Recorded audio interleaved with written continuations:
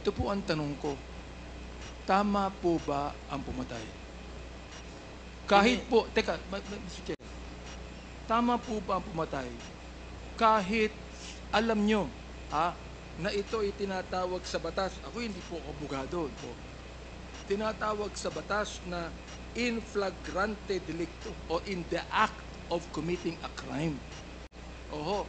Ngayon, I have proven that, sir. Kung po yan, susundin po natin, wala po kayong pinagkaiba sa Pariseo nung panahon ng Panginoong Jesucristo.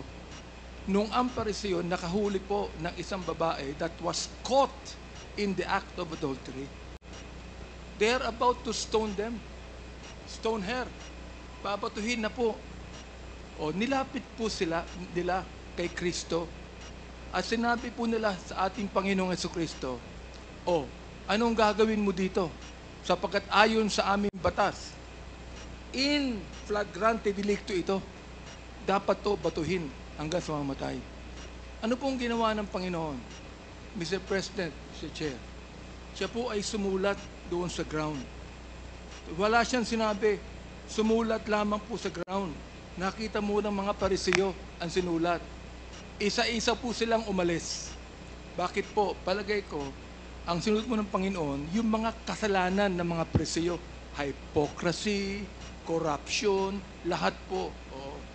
Ngayon, naiwan po doon yung babae that was caught in the act of adultery. Ang sabi po ng Panginoon sa kanya, where are your accusers? Ang sabi po ng babae, none, Lord.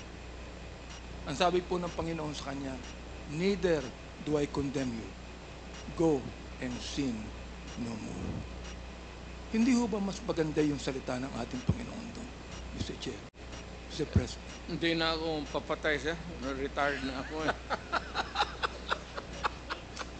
No more, hindi na ako mayor. Ayaw ko na rin. Alam niyo, Mr. Chair, Mr. President, kaunti lang po yung tanda niyo sa akin. Dapat talaga mag-retire na ho tayo. Retire na ako, sir. Ayaw ko na. Anyway, ganito po yun.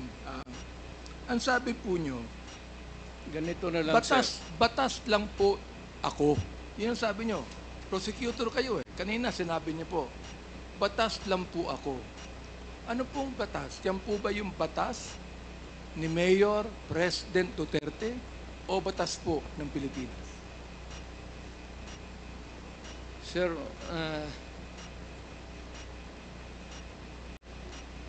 bago ko sagutin yung ano mo, sir,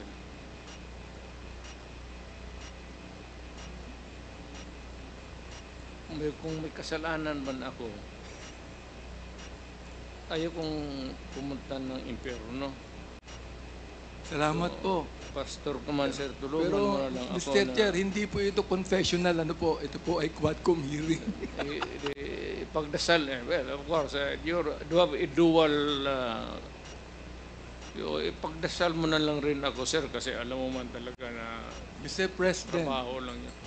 bago niyo po sabihin yan, pinagdadasal ko po kayo. Salamat. Totoo po yun. Totoo po yun. Hindi po dasal na Ama namin, Hindi po dasal na Our Father. Ito po ay dasal coming from the heart.